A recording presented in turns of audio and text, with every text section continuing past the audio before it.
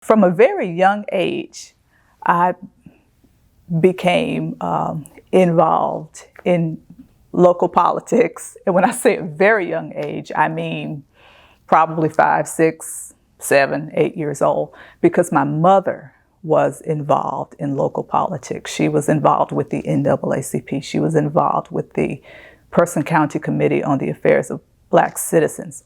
And so when she went to the meetings, because she was a single parent, I went to the meetings.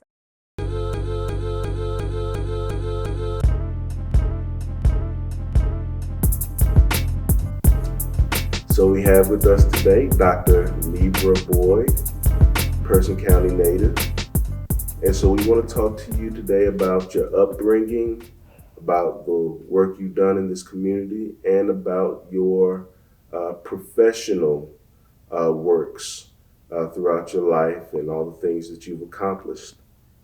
So the first thing, Dr. Boyd, that we're going to talk about is your childhood here in Person County. Describe growing up here. Well, let me just say, I was born here in Person County, and my childhood experiences or my childhood upbringing was rich, not because of any material wealth, but because of the village. And when I think of the village, I attended North Elementary School, and I was blessed to have some teachers who looked like me, teachers who became role models. Gwendolyn Harris was my second grade teacher. Elaine Cunningham was my sixth grade teacher. Esther Cooper was the media specialist, or it may have been called librarian at the time.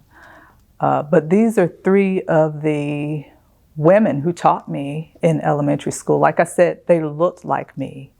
And the significance of that should not be underestimated. Representation matters.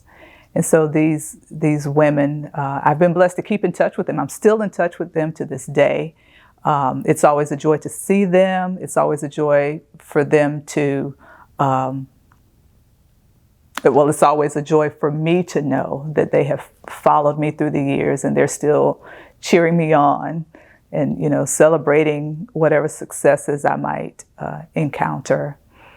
But they were also and are also women of excellence, and they carried themselves in such a way that you wanted to emulate them. You wanted to measure up, so to speak, to the excellence that they required of all of their students.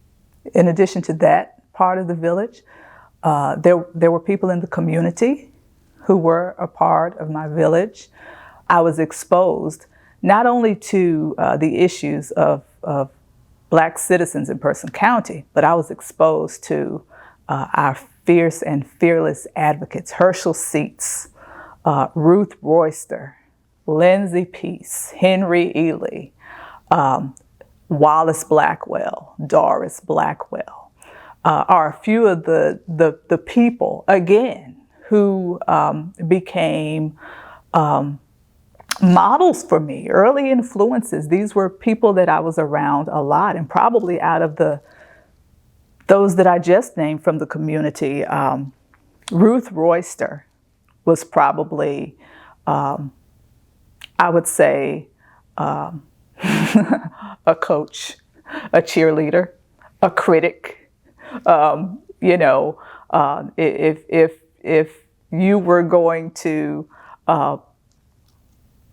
If you were going to grow and to thrive, Ruth had the brilliance, the wisdom, and the strategy to help you do just that. And so, I have to say the school community. And then I mentioned my mother. My single biggest influence has been my mother. She was a single parent who, in her words, pulled double duty. She exposed me to what I needed to be exposed to. She sheltered me from what I needed to be sheltered from. And one of the important things that she taught me growing up is that you're not to be, or not to allow yourself to be defined by labels. Don't let labels define you. It was very early in my upbringing that I learned that words matter, language matters.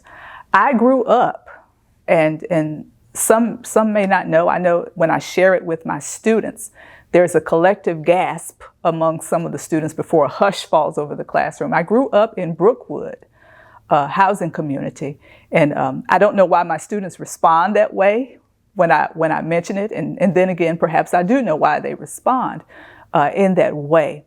But I grew up in Brookwood housing community, and note that I said housing community, housing complex, housing development, because one of the examples that I recall is that Mom did not allow the use of the word projects in our house, did not allow the use of terms like projects, ghetto, because mindset matters, words matter.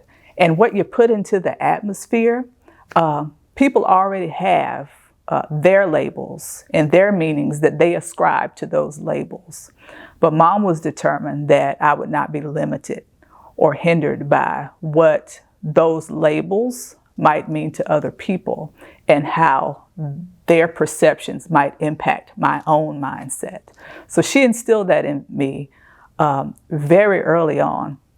And those are some of the reasons I say that my childhood experiences were rich, not in terms of material wealth, but when I look back on it, and I thank God that, you see those memes on social media, how it started versus how it's going. How it started, Brookwood Community Apartment 14D. How it's going, Libra Boyd, PhD.